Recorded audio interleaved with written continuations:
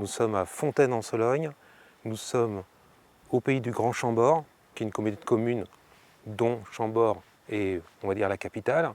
Et nous sommes à quelques kilomètres au sud de Chambord, à Fontaine-en-Sologne, à l'Observatoire astronomique de Fontaine-en-Sologne, qui fête ses 15 ans cette année, parce qu'il a été construit, il est sorti de terre en 2005. Ici, nous sommes dans un site qui est une fenêtre sur l'univers, c'est-à-dire qu'on peut voir des choses très lointaines. À l'œil nu, on peut voir par exemple la galaxie Andromède, qui est un objet, une galaxie la plus proche de nous, une des plus proches de nous, qui est située quand même à 3 millions d'années-lumière. Donc à l'œil nu, c'est tout à fait visible. Effectivement, c'est un sujet qui est large, parce que ça englobe un grand périmètre. Les astronomes sont les premiers, on veut dire, à avoir alerté sur la dégradation de l'environnement nocturne, donc de la qualité de la nuit. On veut positiver, pollution lumineuse c'est une chose, mais qualité de la nuit c'est quand même quelque chose d'important parce qu'on a besoin d'une qualité de nuit pour les humains, mais pour la biodiversité surtout. L'impact est important, on sait qu'il y a à peu près 3/4 des papillons qui sont nocturnes. Pourquoi? C'est pour se protéger de la prédation, tout simplement. Et alors on parle de pollinisation des plantes et tout ça, mais c'est surtout ces espèces nocturnes qui vont polliniser, c'est pas que les abeilles. On focalise sur les abeilles, mais il y a quand même une grosse biodiversité.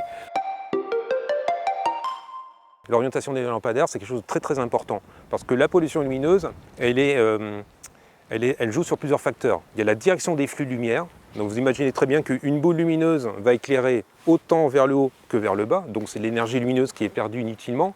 Donc typiquement, si on a une ampoule de 100 watts, on a 50 watts perdus vers le ciel, et que 50 watts utiles.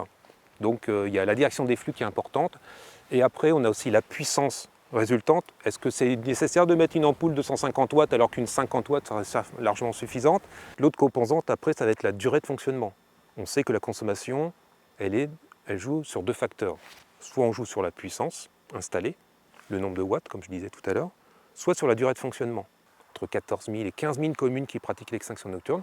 Ici sur le périmètre du Grand Chambord, toutes les communes font l'extinction nocturne.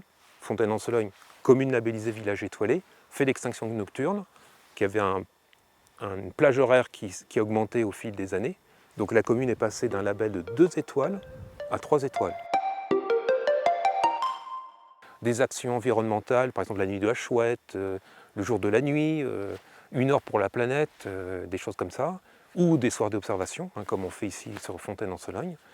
Donc on accueille le public et puis on observe le ciel, et pour la plupart des gens c'est une découverte. Et alors qu'est-ce qu'on va voir? On va voir la Voie lactée qui traverse le ciel, c'est un spectacle magnifique, et on se dit finalement tous ces petits points qu'on voit dans le ciel c'est des cousines, c'est des sœurs du soleil, puisque le soleil c'est l'étoile la plus proche de nous. Donc il y a toujours un endroit pas très loin de chez soi pour aller découvrir le ciel.